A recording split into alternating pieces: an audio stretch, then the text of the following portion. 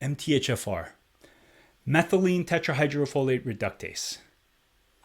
MTHFR has become this newest rage, this newest trend, especially in our Los Angeles holistic community, but also in a lot of communities around the country and probably around the world.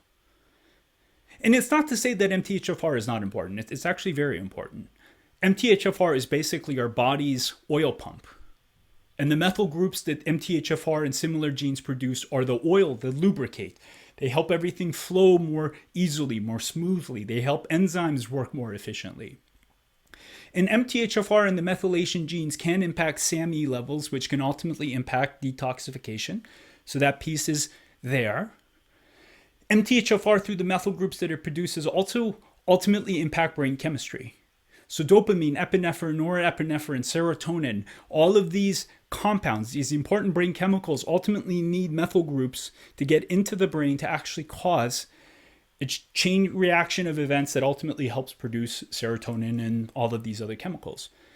And when MTHFR is there and you don't know it's there, when it hasn't been treated, the oil pump in the car doesn't work well. So you literally feel just sluggish, things aren't working, detox is a little off, you're just tired, you just feel depressed.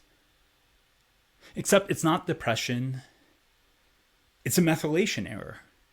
And I can speak to this because I have this. I have a homozygous major mutation that actually significantly impacts my ability to methylate. And 12 years ago, when I found out about this, I checked my levels and my homocysteine levels were 16. For those of you that know, that's a really big mess. My system was in a really big mess. So I found this information. I'm like, oh my God, this is going to fix my depression. This is going to help relieve my anxiety. I'm finally going to have the energy I want. I'm finally going to have the health that I want. So I started injecting myself with B12 in the shoulder.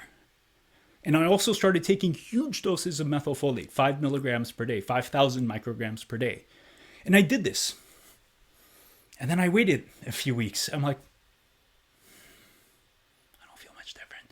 Except I was starting to have anxiety, like intense anxiety. I had anxiety at the time, but I started having panic attacks. And I started feeling really anxious. And I'm like, what is going on? And around that time, in working in a clinic where I was serving a very large, wide range of people, from adults with lupus and rheumatoid arthritis to Crohn's disease to kids with autism, kids with ADHD, I was really trying to help as many people as I could. And so as I found out about this, I started offering this to my patients. And I was telling them like, hey, here are the benefits, here are the risks. If you want to do it, I'm happy to support you. It may help you. So I had at least 20 patients that were totally happy to sign on board. And what was really interesting is I thought, oh my God, I'm going to fix their oil pump. I'm going to fix these things and their lupus is going to go away, or this is going to go away. Oh my God, maybe I can fix this kid's autism. Oh my God, how cool would that be?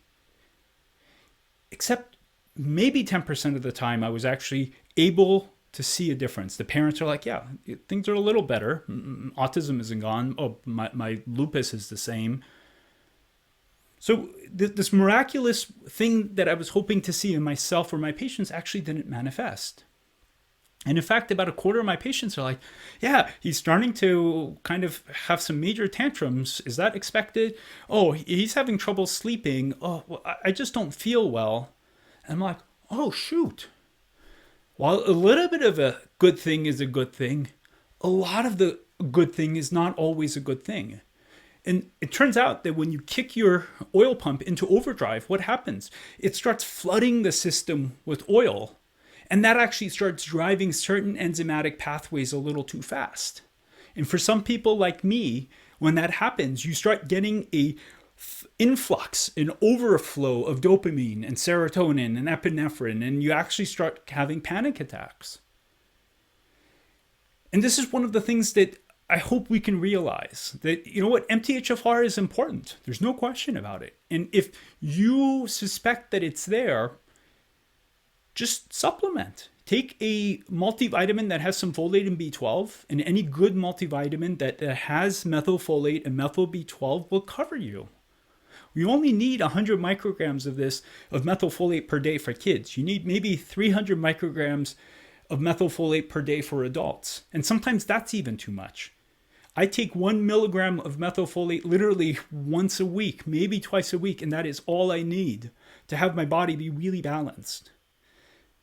But I think the other part of this discussion we have to realize is that there's potential for harm if we take a conversation that has validity and say, oh, this can fix everything for everyone. How can fixing the oil pump in the car fix everything in the car? Does that even make sense? If the engine is broken, fixing the oil pump doesn't fix the engine. If the transmission is shot, fixing the oil pump doesn't fix the transmission. The body is beautifully intricate and complex. And when we understand that complexity, we realize that methylation is one piece to this bigger pie, to this bigger picture. And it's important to understand all parts of this picture and say, oh, no, the engine is what's shot. Let's fix the engine. Let's make sure the oil pump works well. Multivitamin, methylfolate, easy.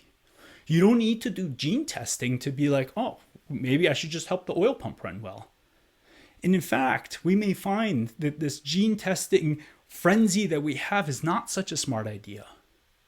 That sometimes it can give beautiful understanding. And I'm not saying it shouldn't be used, but it should be used methodically with actual consideration rather than let's just do a shotgun and see if we find something.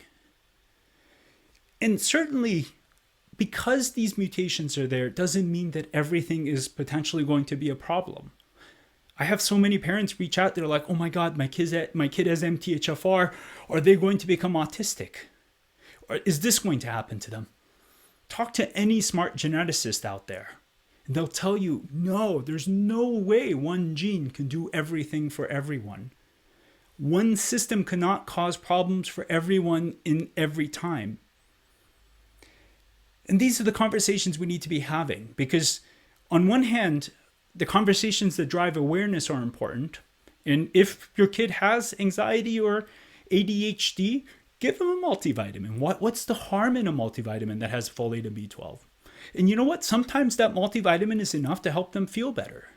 If you're an adult who has serious fatigue and you feel depressed and you're run down, take a B complex that has methylfolate and methyl B12 along with B6 and other things. And if you feel a difference in a few weeks, great. And if you don't, there was no harm. But this is the way we need to start looking at things. And rather than obsessing with one thing and saying, oh my God, if I fix this, everything's going to be fixed. And oh my God, I've got to worry. No. I'm so grateful that you're a part of this community and for us to be having these discussions to help alleviate concern, bring awareness, and ultimately create a conversation that can help all kids thrive, because that's what this is all about, right? Helping all kids and their families thrive. So I'm thankful for you that you're a part of this discussion, and together we're talking about these things and just sharing this information into the world to make the world a better place. So with that, I thank you for watching. This is Dr. K. Be well.